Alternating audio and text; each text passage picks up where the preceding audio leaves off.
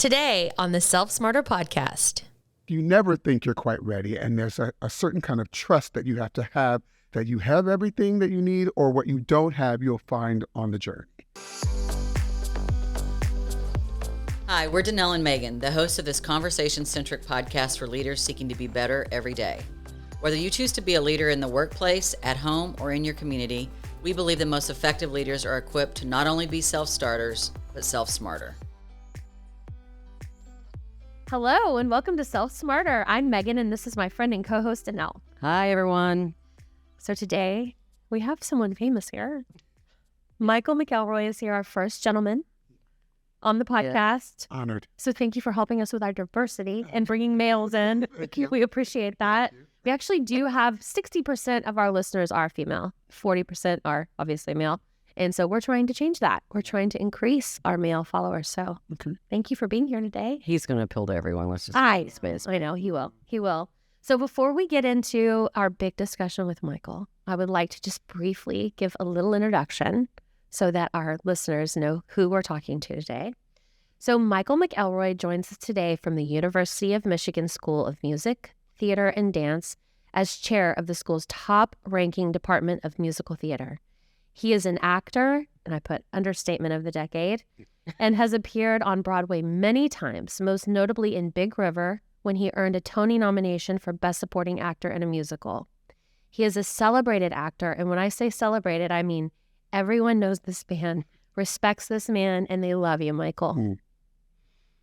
What a gift to have him here today. As an Enneagram 2, I'm sure you love hearing all of this. Wow, you just threw it. You are loved. You just put it right there. I served it right up. Thank you. Yes. Thank you for being here. Now, to get us going to know, how did we meet Michael? How do we know Michael? Oh, gosh. It's just, there's parts of the story that are beautiful and parts of it are just, we're going to be straightforward. We're going to let our listeners know the truth. So Mackie Payton, our listeners know about Mackie Payton and her journey to NYU. Well, that started with a summer program, and the summer program is an intensive for kids that are in high school to come and experience multiple departments at NYU, which I applaud the school for doing that. And Mackie Payton was interested in musical theater. She applied, and for those of you who don't know the story, she did not get accepted. She did not get accepted into the summer program, but she got waitlisted. They called her back four different times. And this is going to make sense to you in just a second. Michael's looking at me perplexed. And so she didn't get in. And then I finally get the call. I remember I was in Canada on business, and Mackie was screaming. I'm like, what's wrong? She's like, oh, I got into the program. So I was like, oh, amazing. Like, what the hell does that mean? But whatever. So I got home and we started talking about it. And I just was like, Mackie, you were waitlisted 4 times, and they're telling you 3 weeks before it starts that you got accepted. What does that say to you? And she's like, I wasn't picked. I was like, no, you are an alternate of some sort. And she's like, I go, what does that mean? She's like, I've got to work my tail off. I was like, absolutely. You have to go and show up. So you were an instructor and part of that program, which led to Mackie's acceptance into NYU. And so fast forward, Drew and I had joined this parents council, and we did that.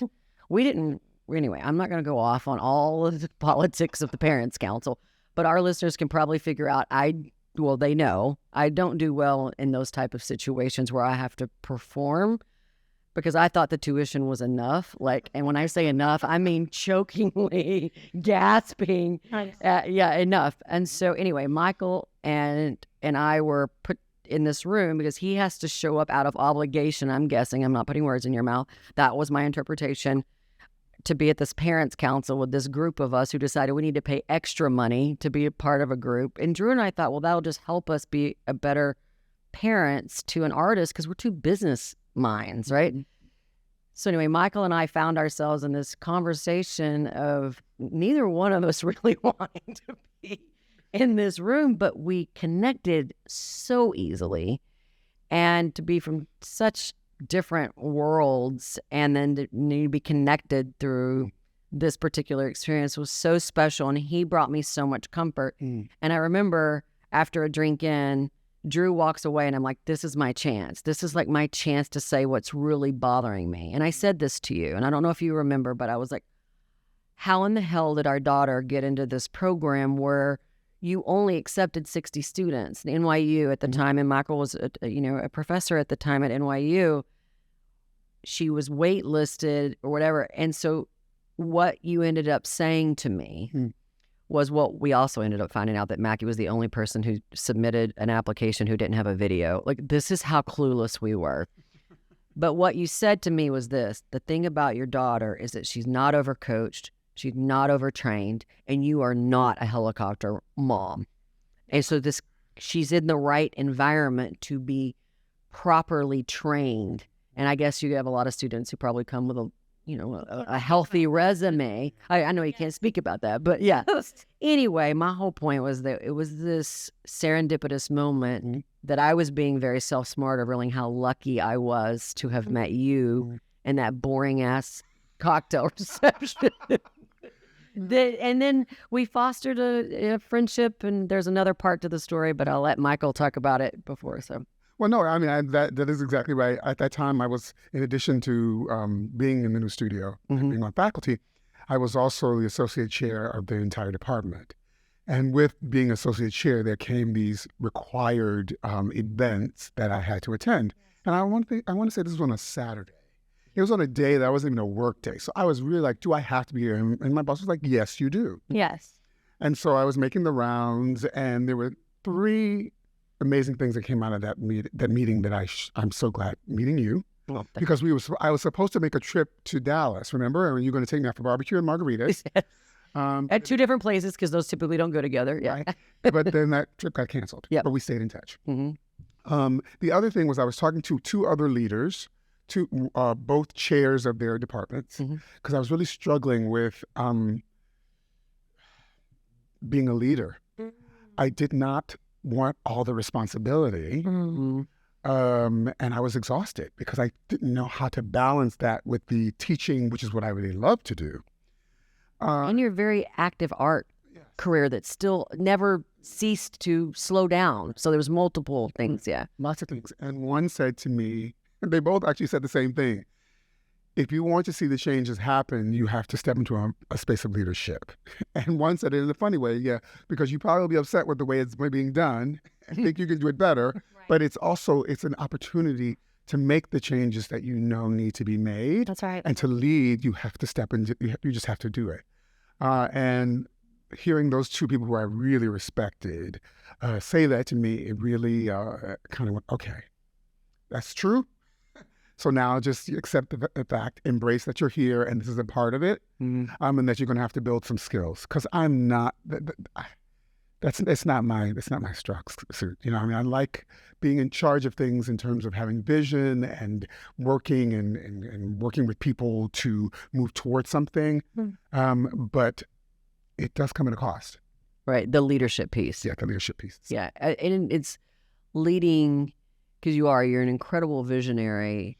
And I think that's where I think we can get tripped up, in my opinion, unnecessarily around leadership, because I think we've been given a very particular prescription about what leadership is. And that's what we're trying to change with this podcast, is that really leadership is nothing more at its core than accepting responsibility for an outcome.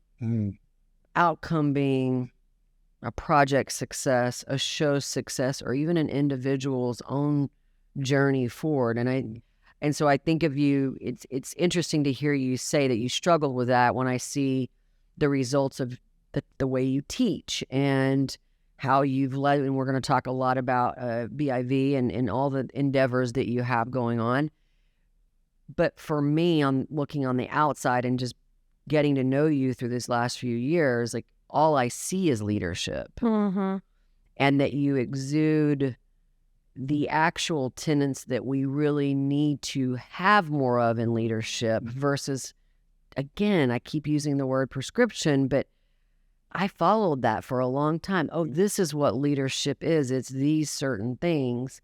We just did a whole episode on how to be an unsuccessful leader. There's literally the shit we didn't get right. Like, we did. And we wouldn't advise anyone to do, like, try to avoid these things because they didn't bode well for us. So I just think it's interesting that you have that And I think that's an internal dialogue is, when am I a good leader? Mm.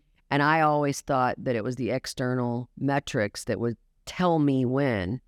And then it shifted in me and I started to realize, oh, wait a minute. All it is me observing the confidence or the step forward, whether that's my daughter, or whether that's Megan and running, the company that I founded now, or anyone in our organization or in our lives, that you can just be like, wow, I'm glad I spent that time with that person, because look. And so I don't need all these awards or recognition anymore. And that was something I sought after, because I thought that was the validation. Yeah. And I know you and I have had that conversation before quite extensively, that it's really about other people's success. That's when you realize the type of leader that you are. And that is in such spades in your life. It's interesting because I struggle with the word leader. Okay. So I always say, like, in my position, as a person in a position of leadership. Because to me, to say I'm a leader makes me uncomfortable. But part of it is because there is a kind of idea around what that means.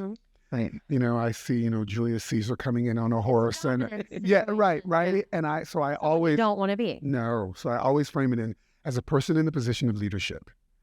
Because that aligns with how I was raised, my values, because I do feel like it is a collaboration and coming from the theater world, you're only as strong as the people that are on your team. That's right. Building a team, investing in a team, being able to have an open communication flow with team, and also as a person in a position of leadership, being able to being able to self-assess is really important. To go, I didn't handle that well. How could I have done that differently? And I've been lucky that I've been able to move from, as my career has changed and shifted, every time I move to the next position, I go, okay, what did I learn? Yes. And how can I do it better this time? And so the opportunities come for me to shift, and I go, okay, what can I do better? And knowing also that there's got to be a lot of grace, because you're going to mess up. Yeah. Oh, yeah. So we don't learn unless we do. Yeah. So all of those things. And it sounds like you trust yourself, which is hard for some people to do. But you're learning the lessons, and you're trusting that Michael made decisions in that situation. And now today, Michael's not going to do that again. Right? And we're going to expect a different outcome. Good for you. Hi, Self Smarter listeners. Did you know 61% of website users expect to find what they're looking for within 5 seconds of landing on your website? And that's just for starters. People in a position to buy largely use the internet to search for solutions, and if your website isn't able to deliver the information or guide the visitor quickly, odds are you're losing business. I want to encourage you to contact our web team ASAP to take advantage of our free website scorecard. This service will grade your website to guide your online marketing strategy by uncovering your website's potential by scoring major categories of your website, like your messaging, the functionality, the analytics, how it's designed, and finally, we look at your goals and determine if your website is positioned to convert visitors into sales. This is 100% free to you, dear listener. So contact me, Mary Cobb Manriquez, at info@dma-solutions.com, and I'll schedule a call to get us started. Okay, Michael. Yes. Every journey has a beginning. Oh, yeah. Tell us about where yours began. Somewhere in Ohio? Yep. I grew up in Shaker Heights, Ohio. And I look back, and I'm a child of the 70s. And it was such a wonderful time because arts and arts education, and as I said last night, was considered important. And so in elementary school, in junior high school, and high school, I had all this exposure to choral programs and theater programs and dance programs in the suburbs where I lived. Fantastic. And it was Shaker Heights at the time was like the great experiment, in terms of diversity and all these different things. And so I had this world that I was living in there, but then my grandfather started a church in downtown Cleveland. Okay. Which eventually my stepfather took over. And so I was raised in both places. And so at church, we were the first family. And when you're the first family of the church, it comes with a lot of responsibilities. That's a leadership role right there. Exactly. And you can't mess up. So The microscope is just so it's on you. Mm-hmm. And so my family's all musical. Everybody plays piano. And so I grew up with this love of music. And my mom had been a child prodigy, playing since she was 3 years old, and had all these dreams and hopes. But being at that time, my grandmother was like, no, you will go to college here in Cleveland, and you will stay here and help continue working at the church. So she didn't have those options. And so when it came time for me to leave, she was like, you will take every option that you want.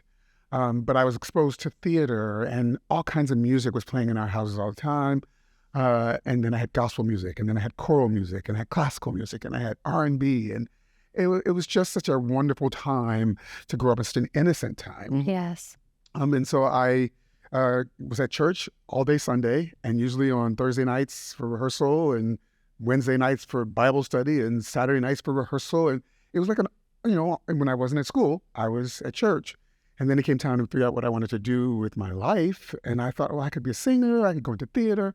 And it just so happened we used to have these visits from colleges back then. There was no internet. So Right. Yeah. they would come, and it happened. I had not studied for a trigonometry test, and you could get out of a class if there was a college that was there, a college person rep. And so I went to this rep, and it was Carnegie Mellon. Oh. And I took the pamphlet, and I took it home to my mom, and I said, this looks interesting. She goes, well, let's go. There's a date there. Let's go. As soon as I walked on campus, I was like, this is it. So then 3 months later, I flew to New York for the first time ever by myself. And I auditioned for NYU, and I auditioned for Carnegie Mellon. I got into both and decided to go to Carnegie Mellon. And that set me on that path. Now, it's still one of the top programs, but I'm assuming in those years when you accepted, that it's top program in the country by a long shot. Okay, I just want to establish that with our listeners. Yeah, It's a big, interestingly enough, it's a big engineering school, mechanical, electrical engineering, a big architecture school, and a big musical theater school. like a random. It's so, all on one lovely campus. Yeah. Yeah, and I had a hard time. I struggled because I'd been in such a confined environment, even, in Cleveland and Shaker, that finally being away from home and being able to step into who I was, my identity, and who I was as an actor in a time where in those training programs, they were not very welcoming of different identities. It was like, you have to be this thing.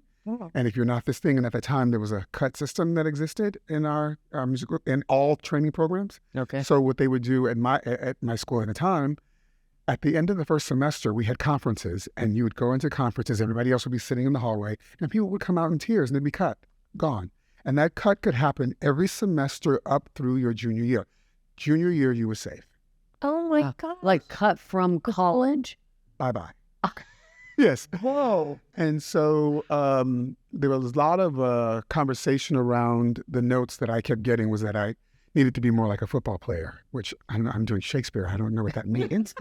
I knew what it meant, but and then at the end of my first year, they cut me. So it was a gross stereotype. Oh, Is what you were subjected to. Yeah, it was those programs at that time really were about the students that they put out into the world had to be a representative of what they wanted their program to be, right?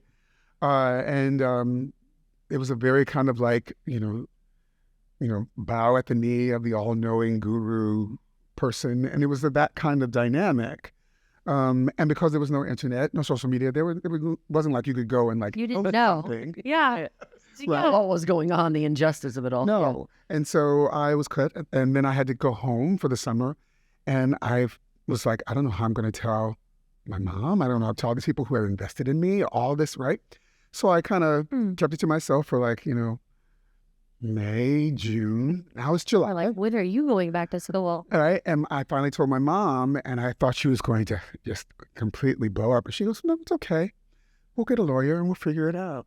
And I was a work study student in the office. So I called the office and I said, my moms are going to get a lawyer. And Me too. The next day, they said, you can come back, but you have to repeat your first year. And by that point, I had something that I had to prove to myself that I could do it. And so I did. I repeated my first year, and then I graduated with honors. So, but it was really about me figuring out that these folks, whether they liked me or not, I had to get something from them. They had knowledge, they had something that I needed, and that it didn't matter whether I liked them or not. Right. I had to get every drop of everything I could from them, and I had to believe in myself in the process. That's great because I survived it, and I knew how to take care of myself and how to fight for myself. But at the same time, I'm also holding that lovely number 2, That's right. who, at the same time in my career, because I thought I would never work, because they made me feel like I wouldn't. And I was the first person out of school to get a job. I literally graduated from college with a job in Shakespeare in the Park doing Richard III with Denzel Washington. And had that job before I went back to graduate and kept working. And so at the same time I was working and working hard, I was also holding this, you're not really that good. You're not really, that talented. You're only a singer. You're not really an actor. But then my voice would go, okay, then I'm just going to work harder. Right? And so holding those two things, and it really wasn't until Big River, which I thought every day of rehearsal, they were going to fire me. Yeah. Well, yeah, because that's how you'd been taught. Right? And finally, when it opened, I said, okay, Michael, it's time to retire that voice. It's time to let it go. Because you've been doing this a period of time now, and it hasn't happened, so it's not really serving you. Let it go. And so learning how to care for that part of me, that child that needed that care, and also value the work ethic, the artistic excellence, the craft, the connections that Carnegie gave me, and also ensure that other people don't have that experience. They don't do that anymore. But it was, I would never change it because I grew from it, and it really informed out. And I believe if you pull one string, it takes away, you don't know where you'd end up. And it made me stronger, and really set the foundation for my work ethic. And so I'm wondering if that's not the method with that, if that's not the outcome they're hoping for with the tough love. well, what they used to do back then, they called it tearing you down to build you back up. It's like the It's Marine. military. Yeah. And I don't think that really works. Yeah, and it definitely doesn't work for this generation. So. No, definitely not this generation. No. No. So you're in New York. You're acting. You've forgiven and put aside the voice. By the way, for our listeners, Michael has multiple voices in his head too. Yes, we Megan just Dwight. That last night. Yes. So he has a lonely person inside. and Michael and I have a crowd up Love to there. have friends. Yeah. Anyway, so when did the intersection of your education part of your career and in your art form, when did those connect? Oh, well, my mom was a school teacher. Oh, okay. So she was a school teacher at the same school for almost, I'd say, 35 years. Well, I never in a million years thought I would be in any kind of teaching capacity. And I'd closed Rent on Broadway, and then I toured internationally with the show for a year. And we started January 1st, I think it was 2009. And in October of 2009, I came down with swine flu in Appleton, Wisconsin. Oh, wow. So I literally never left my hotel room except for to go to the hospital. And my friends would bring me food, and they would knock and run, and It sounds familiar. so from October to March of the next year, my voice never fully came back. So it really is about technique. It was like, that feeling of not having the joy in what I was doing anymore.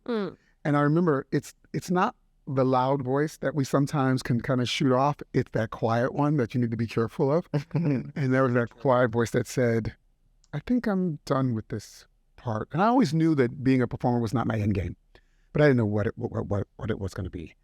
And literally the next day, Ken Gash called me and said, we're starting this new musical theater program at NYU. I think you'd be great for this position. Can you come in? And it just happened. It was the last week of the tour. I'll be there next week. Went in, I did a master class with students. I met with the search committee. And then a week later, I met with the dean of faculty. And then I met with the chair. And then I met with the dean of Tisch. And then they offered me a job. And I went, oh, crap. because I was just going on the journey. Yeah. And when Kent asked you, I mean, Yeah. he's a formative figure. Yeah. And then I was like, oh, now I got to figure out how to teach. Decide. I'm going to decide. Yeah. And so it really became about taking what I had done for 20 years or 27 odd years at that time and breaking. Really, that's how long your acting career, when it was the main part of what you did, was 20 years? Yeah, I started in 1990, and then this had to be 2010. Okay. Yeah. Wow. And then it just became, okay, how do you break down your shorthand of how you have built your craft over 20 years so that you can actually teach it to someone else? Mm-hmm. And so that's what I started doing. And I got to build the program with these other 5 amazing artists in our own fields. I was over vocal performance, so really building the acting through song curriculum and working with voice teachers and sight singing teachers and music theory and piano, and got to build it with these amazing artists. And it was trial by error. Yeah. But not bad error, just like trying things and going, always leading from a space of grace for myself and curiosity. And every year saying at the end of the year, okay, what worked, what didn't work? What can I do better? Why didn't that work? What books do I need to read about acting, and pulling things and just kept revising and rebuilding. So the Tisch program, for those of you who don't know, Tisch is the art school at NYU. Right. And they had multiple, what are they called? Studios for acting. Yes. But there was not a specific musical theater program at the time. But Kent was brought in to formalize that, which is called New School on Broadway. New studio. And New Studio on Broadway. And that's the program that we talked that Mackie Payton went through, and where she met Michael, who was her teacher. I was. And so that is a very entrepreneurial opportunity for you, is to work in that capacity, even though Tisch has been around for a long time and well-known incubator for actors. Right. You also saw an opportunity to focus exclusively on musical theater with this particular new studio, literally. Yeah, it was. And so that offered you the opportunity to flex a different kind of muscle in terms of not just teaching, but then also starting something from the ground up and working through the inevitable and oftentimes enormous amount of kinks. And and then at the same time, you're literally teaching students. Yes. And again, this program is not for the weary.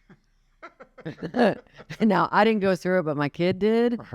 And I was and I think she went through, I think in your 10th or at the beginning of her career, or at NYU, or her college career was, I think, the 10th year, because she's class of 2018.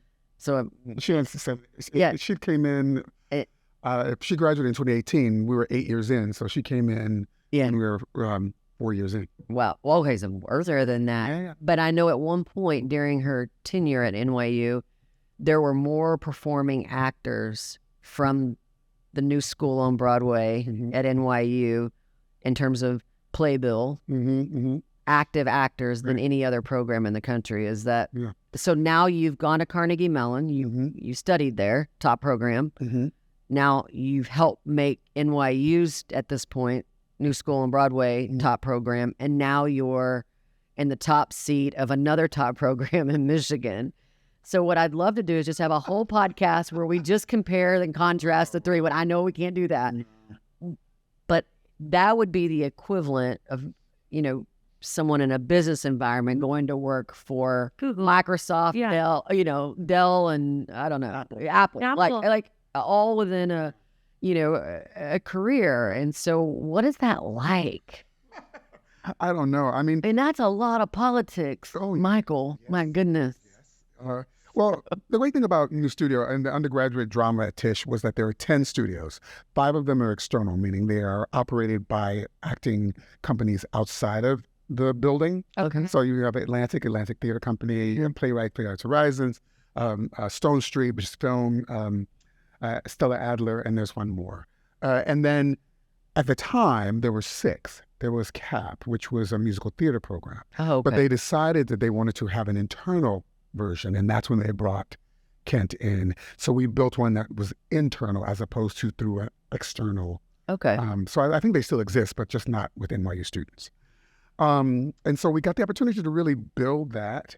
And we were one of 10 studios. So I was working with all the students within and teaching. At the time, I think I was teaching like 12, 14 classes a week. Wow. And also we were working on shows that we did. And I was also associate chair of the department. And I was also the director of diversity initiatives for the entire undergraduate department. Do you find it hard to say no? I'm learning to be much, I'm learning that it is a very beautiful and powerful word. It is. Very difficult for it too. Yes. It's hard because I want to, I feel like I'm letting people down. Or there's that child that goes, who are you to think that you can, right? Oh, don't give me that all wise nod over there. Like, This is good. This is good. Accepted. just yes, Yeah. right.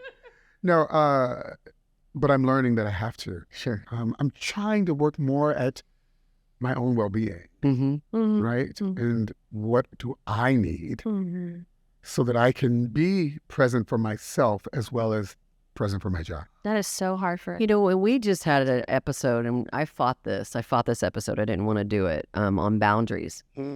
Because in what we talked about in that episode was that boundaries can be seen as a barrier. Like that's the way I've always seen them, because they tend to come, the word boundary or It's like, I need it. It's when something's already gone awry. Now we're going to put in now you're going to tell me what the boundary is now that I've crashed through it. Right. Right. So I just had this weird relationship with it until I really started to study, and obviously therapy. I mean, we talk a lot about therapy, is that I learned that when you learn how to artfully establish them for yourself, one, which is what you're speaking to, but when you care enough to understand what others in your life, personal work, what their boundaries are from a place of, I want to show up as the best version of me for them, then it kind of takes that ickiness out of it. And for me, it gives me permission to go, okay, this is a boundary that I need. But as you said, so that I can show up in a better way for those in my life. Right. And versus it being, I just need this and I need to covet this thing, this whatever the boundary is. And so what I'm saying by that is I'm too in my 50s learning to have a more healthy relationship with boundaries. Yeah. And I can see it helping, especially as I'm establishing new relationships. I'm building a whole new community in New York City, living here. And I was like, I'm going to take this time, the new relationships that I establish, I want to practice all the things that I would like to have a do-over. Right. And I'm going to also be intentional about, this is a new chapter for me. Why not do it in the best possible way? I mean, don't beat myself up, but at the same time, like put some of this stuff to work. Right. And this is a great way to do it. And I know that you have done that for yourself, moving from, well, you never moved from New York City, but Cool. your stint in Ann Arbor, however long that ends up being, how has that been for you? Because you're so well known here and you have such an incredible community of people in your life, whatever you designate them as. Right. How has that been going to kind of back to a similar place like home? How has that been for you? Well, if I didn't grow up in the Midwest, I probably would have had a heart. Just weather and just, getting in a car and driving everywhere. Right. All of those things. But what's funny is that when I was leaving NYU, I was like, here's an opportunity to start over and to create boundaries in a positive way, meaning I'm stepping into a new space so I can really define how I want to do that. So there were two things I said. One, I'm not going to respond to emails on the weekends.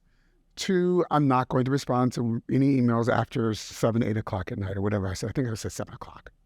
And I arrived in Ann Arbor as the COVID pandemic was hitting Ann Arbor.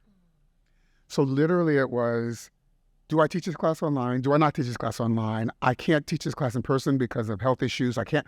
And literally all of that went out the window, right? Because those were, am I teaching my class in person or not? I have a child who is, immune compromised. It was all of the things. And so I had to kind of go, okay, here we go. And that was my first weekend, right? And so all of those boundaries and then I found, which is the challenge, is when you move to a place and you don't have that support system of friends, then it's very easy to fill all your time with work. So I work 7 days a week there. Usually we have events almost every weekend.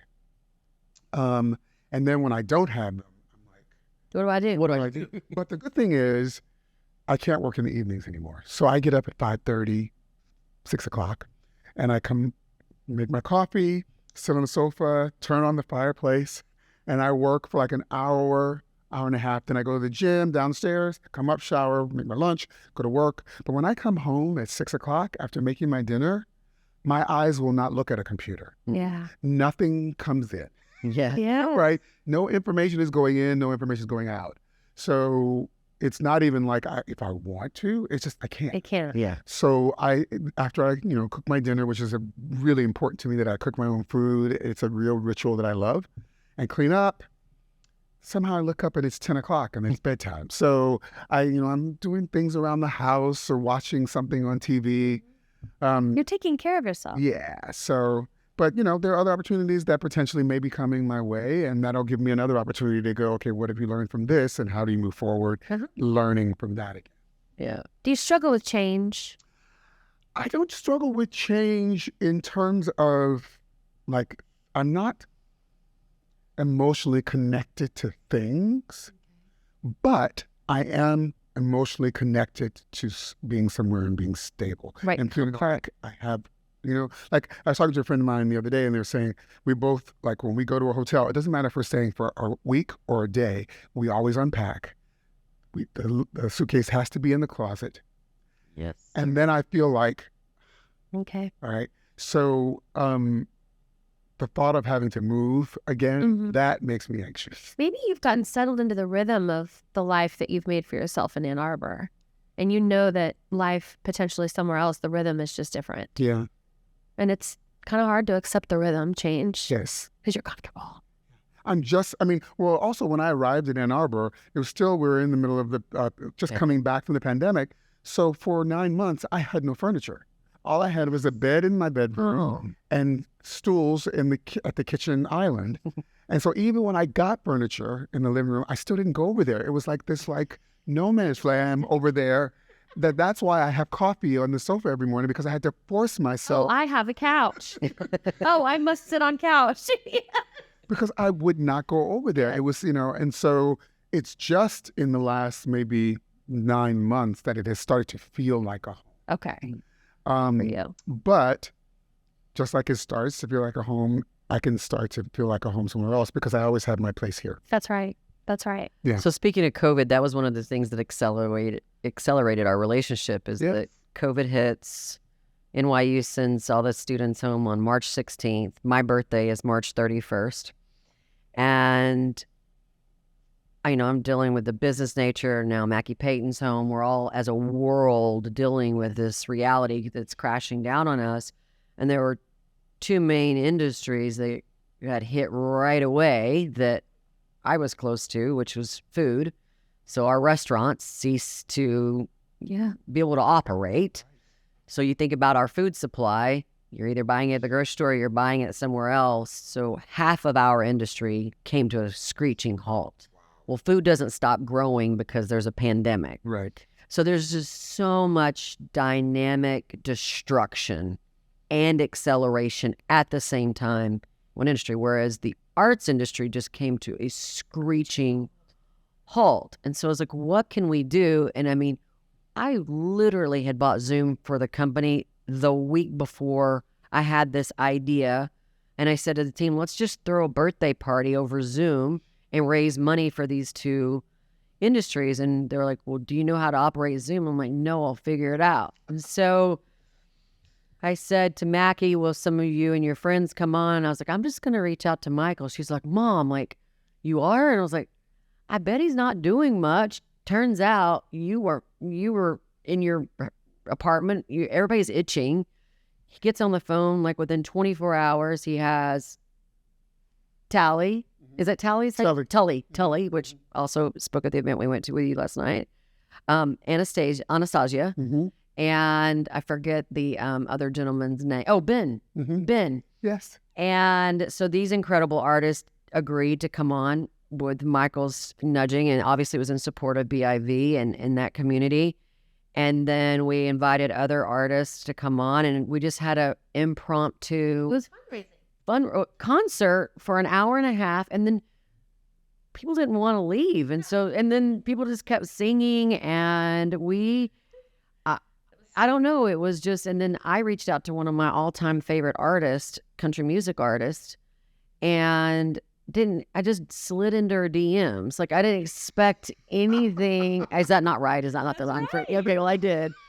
And I didn't expect anything in return. And all of a sudden, she's like, yes. And my husband, who is also, award-winning songwriter, will come on as well. And we remember you from the concerts all these years of like basically stalking them. And, but I hadn't been to one of our concerts in so long. Anyway, they came on and sang, and I literally had to teach her Zoom. Like, she was like, and she had never used Venmo because I wanted to give her and her band, who weren't getting paid to do anything, a little appreciation. And I was like, I am teaching one of my artist idols how to do Zoom, and I didn't know what the hell I was doing in Venmo. And it just showed me all you need. And I think about, and I definitely would like for you to talk to us about your philanthropic endeavors, but it's sometimes like you don't even realize it. You just know something inside of you is the right thing to do in the moment, and you just trust those. I didn't know if 5 people were going to show up or 50, and we ended up having 200. We blew through the Zoom capacity. You had to pay extra to get it upgraded at the last minute, but I think about those moments, and it's like sometimes we try too hard to assemble the right thing to do, when sometimes it's like just start somewhere. And with that, I want to tee you up to talk about you coming to New York City in the late 80s and 90s and what you saw and your vision for bringing peace and hope to people in need. Yeah. So as you said, I got here in 1990, and I led a really sheltered life. I mean, I was a church kid, and then I was at Carnegie Mellon. But while everybody, I don't know if anybody was doing anything, I know I wasn't. I was. Really, are you straight-laced? Not anymore. But I used to be really, really and some of that was because, and we can talk about this openly, that I had a sibling who had real addiction issues, and has gotten their life together and is a wonderful sibling. So I was the opposite. I was the one that got the good grades. I was the one that did all, so I was the overachiever, that thing, and played my little role there. So I kind of took pride in that. So I was very sheltered, even in college, and got to New York City at the height of the AIDS epidemic. And so it was at that time where you would see someone on the street, and then like 2 months later, you would see them and they'd be like 95 pounds, or then they'd be gone, or so drastic. You know what I mean? And the thing about our industry, which I love about the theater industry, the entertainment industry, is that we want to do something. And in that moment, that's when Broadway Cares and I think Equity Fights AIDS, they were sort of both kind of new, and they came together to become BCEFA, Broadway Cares, Equity Fights AIDS. And it gave us an opportunity as artists to fundraise so that our, fellow artists, stage managers, choreographers, directors, in that moment, which was not a great outcome at that time, would have the support for, if they needed food, if they needed medication, if they needed someone to take them to the doctor. I mean, that we were able to give them a quality of life that was as best as it could be through fundraising. Right. But there was nothing being done for us emotionally. It's kind of like what we just went through with the pandemic. It's like if someone had said 2 years ago, or before 2020, that you'd spend a year and a half in your home. No, I would have laughed at him. No, absolutely impossible.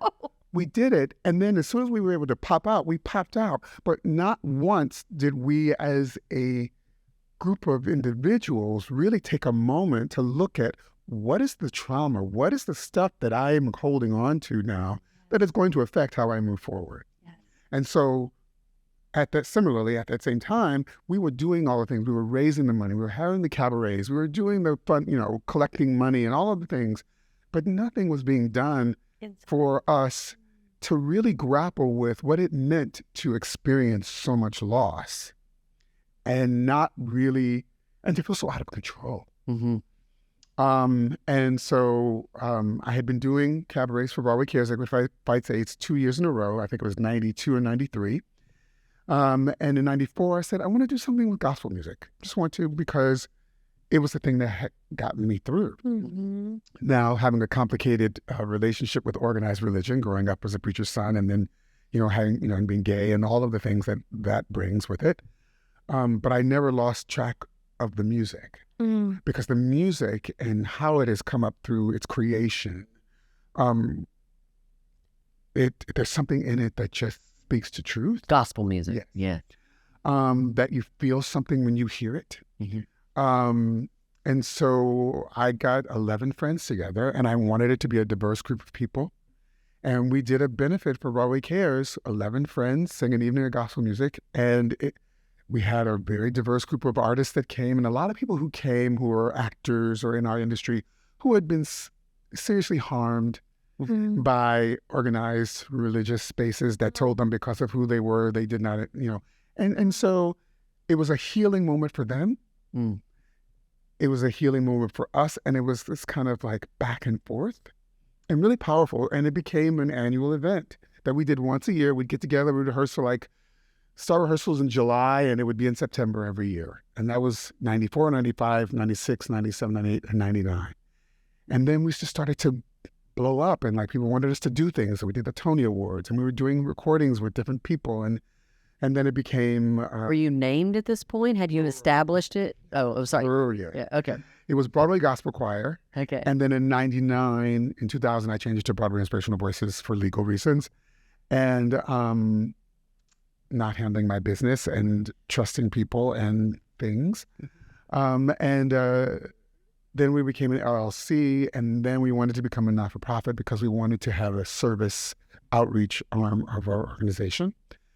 It just continued to grow and grow and, become this thing where we have this performance arm that is about concerts, but always about the healing power of music.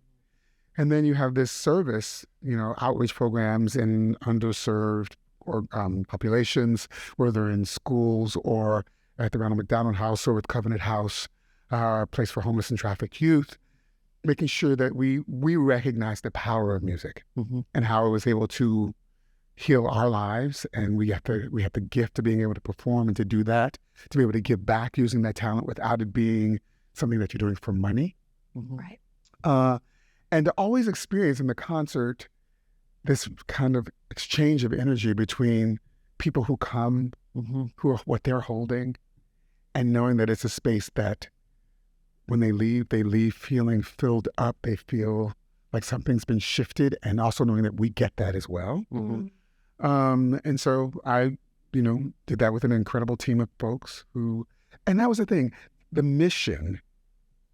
Everybody bought into the mission. Everybody believed in the mission because it was born out of something that was of a great need. And then everybody who became members of the choir did it not because they wanted to sing solos or be stars. They did it because they wanted to be a part of something that fed our community, but also in doing so, we were fed as well. And then slowly people would say, well, I have this gift. I can do this. I can do social media. I can do this. And we started to build a team of choir members who were also taking on different parts of the organization. And then it became more and more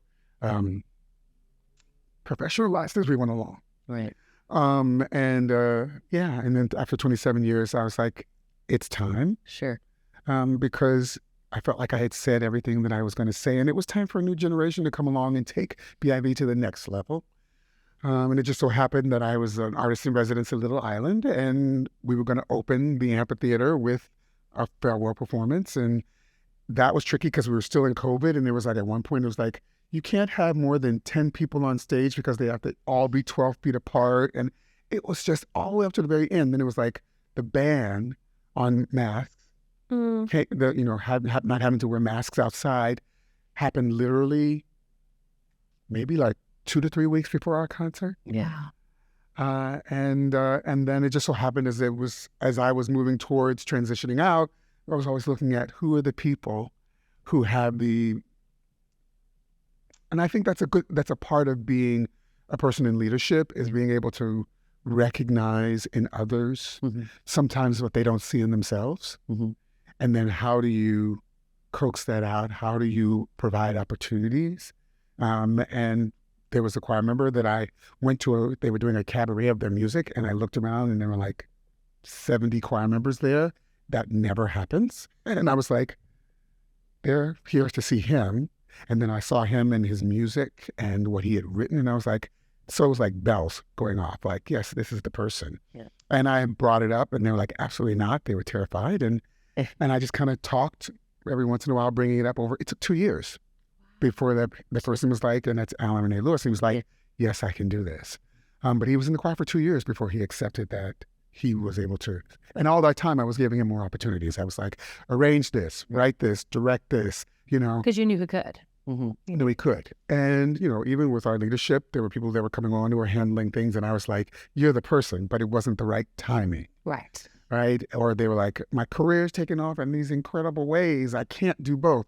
But time, when it's time to step into positions of leadership, it's not always on our timing. No, it's not. And so, when in life do you go, okay, this is done, Never. this is done, now I'm ready for this? It never happens, right? And so the shifts that needed to happen when they happened, and I was able to step back knowing that it was in good hands, and that they were going to create and develop what the next iteration of the island was going to be. And really, it happened at the same time that I was going to Ann Arbor, and that was great because I was not physically here. So it helped a great deal because I had physical distance, and so that really allowed me not to be accessible, and also allowed me to have space to not be hovering. That's right. And I think that's a lot what we've shared, and it's kind of another chapter in our relationship is that I was going through succession at the same time that you were. Yes. And we were able to have those conversations and not just what we got right. I mean, clearly you chose, the right team to take your baby to, where it's going to go. And I know you got that part right, especially, I'm involved with the organization, so I can tell you that I believe that you got that part right. That's my experience. The thing that I think you and I both struggled with, and, I talk about it extensively in a previous episode on 34 when I talk about where I found myself in this depressive state for a number of reasons. But one of the things that led to that was my loss of identity. I had prepared her, and I kind of had the same situation with Meg. She wasn't ever quite ready. And so I knew it was going to take something that, and it ended up being COVID. And that's when I went into high gear, was when we got through COVID very successfully as a company. We were very blessed that I was like, I'm hitting a wall. Like, it's time. And I knew that they could do something. It's not even about better with the business. It's just different and evolved. And as a founder, I could find myself staying in particular lanes and having, and I'm an out of the box thinker. Believe me, I can find a shiny object as quick as I can find a glass of wine. And that's speed, let me tell you. So, but at least we're being honest. At least we are. But I could see that I was, because of where my heart was. It wasn't my abilities. We're still young. We can still do the thing. Right. But it was literally because of where my joy and my energy, I just couldn't find it anymore. Why would I take that? Why would I impose that on people who helped build the damn thing to begin with? and then give them a chance to sit in that seat and shape it for the future. Yes. I realized that I was holding them back by being afraid to let it go. Now, personal things in my life happened, so it accelerated, which then I moved my ass here.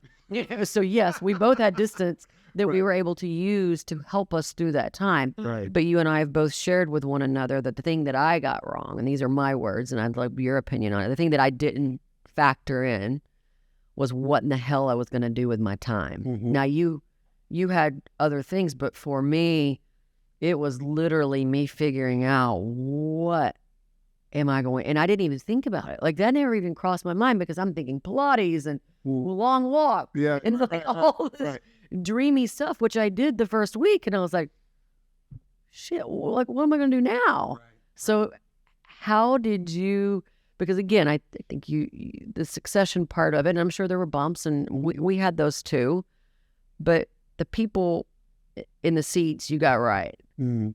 But with you, did you ever find yourself with an identity, a bump with an identity? Because I think that's something as leaders we're not talking enough about, is that we do lose it no matter what. Right. We do lose a part of ourselves, even when we do get the big parts of it right. Mm-hmm. Well, I feel like, to be fully transparent, I don't think I got it right at first. I think it's right now. Okay. Well, this is just, hey, believe. It's right now, but it wasn't. But it isn't. That assessment, I'm rounding up. And also just to speak to the person who's so happy to tell me I'm a number 2, that sometimes I think of baby birds and the mother, and sometimes she kicks them out to make them fly, or they would stay forever, right? So there's not that opportunity. There's not that time when you go, I'm ready now. That's right. Hand me the keys to the kingdom, right? Right. No, it's like you never think you're quite ready, and there's a certain kind of trust that you have to have that you have everything that you need, or what you don't have, you'll find on the journey. Mm-hmm. For me, it wasn't. I felt the same way. I felt I had said everything I wanted to say through BIB. Sure. There were things that I wanted to do artistically that I didn't want to have to do within that framework anymore, to see where they would take me, right? And so there wasn't, and I don't know if this fits in with my number 2-ness, but I have a weird kind of, when I'm done with something, it's gone. Like, even though I have real vivid memories of things, but like, for example, if I walk back into my high school, I don't remember being there, though I have all the memories. It doesn't have, I don't feel like, oh, there's not a sentimentality about it. But You have a healthy relationship with closure. Yes. And maybe that's too healthy. Well, it may be what you've been through. You had to adjust to closure and loss, potentially. And I'm like, oh my God, my doctor's going to be like, zip it. But this is what happens when you have a therapist on retainer. True. But that could be part of it. It is. And I think founders, what I've learned is that founders either deal with that, like they're able to do it, or they just hang on. And I didn't want to be that. Like, I didn't want to be the quarterback on the field that should have retired 2 years ago and then ends up on the spare team and dragging that team down. Like, that was really important to me, but it was also very important that that I set them up for success. That was almost the easier part because there's the capabilities, right? Those were in place. So I just think that's interesting. So I can speak from, I can't speak for the person that took over BIV, which we know is Angela Grovey, and she is going to be on the podcast if she hasn't already. Hello, Angela. But what I want to say about the successor, I don't know. I'm succeeding you. You're asking the wrong person. Successor is the person that comes out. Okay, so the successor. Yes. Okay. As the successor, you need to pay more bills, but okay, never mind. Yeah, money becomes a very important topic of the day. Yeah. Which it didn't always before. But now, no, it's filling those shoes. That's what I wanted to talk about. I think there's a fear, at least for me, and just listening to Michael talk about, handing the baton to capable people. Thank you. I think you saw capability in me, and I didn't have confidence in myself, but you had enough confidence in me to float me. And then I finally started to believe you. And so I think probably with people that have succeeded you in your leadership role, maybe you filled them up, you believed in them enough for them to believe in themselves. And so that, I mean, thank you. Thank you both. Well, I think, too, there's a consciousness on my part that I realized that you were trying to do things the way that I did them. And when I finally figured out that that was holding us back a little, and I gave you permission to, like, do it your way. Yes. So, and that began because you have your hands in every part of the organization. And I know she'll never carry the amount of bags that I carried building, even though she helped me build that company. And that was the goal, is because I want to surround her with a leadership team where she doesn't have to be all the things all the time. And so, but yeah, it's like realizing that, wait a minute, you're trying to copy me. No. We worked intentionally, and that's been part of our Self Smarter journey, particularly in your instance, is learning to be you in that seat. You don't have to be Danelle in that seat. And that's something that was very important to me. I know for you as well. Yeah, I mean, they can preserve our what we put in place. Yeah, the legacy of it. Yeah. Legacy. Yeah. Yeah, but it's that the thing of identifying something in that person is not the same. I'm not identifying that you're the same as me. I'm identifying that you have something to take this to the next level. Right. And that's something that a person has to believe in themselves sometimes. But sometimes timing doesn't always line up for you to be fully baked. I don't know about Angela, but with me, I kept saying, Danelle would say, you're going to run this company in 2 years. It was like a countdown in 2 years. And I said, okay, no. Yeah. But thank you. I really appreciate that. It's just like, no. It's going to happen. And then 6 months later, when I leave the company in a year and a half, I mean, she just wouldn't let go of the goal. Even though I resisted. I just couldn't imagine a life at work without her. You know what I mean? But now we didn't have to end our friendship. We didn't have to end our partnership. Like we could still work together, even though she's here in New York and I'm in Dallas. So with Angela, I'm sure it's similar to have a strong, confident leader helping you become the person that you're becoming as a leader. And then for them to exit, it feels very vulnerable, but in a good way. Yeah, and do it very good and healthy. I wish I could help you not feel vulnerable things, but welcome to the seat. You have to, No, I mean, it's a requirement.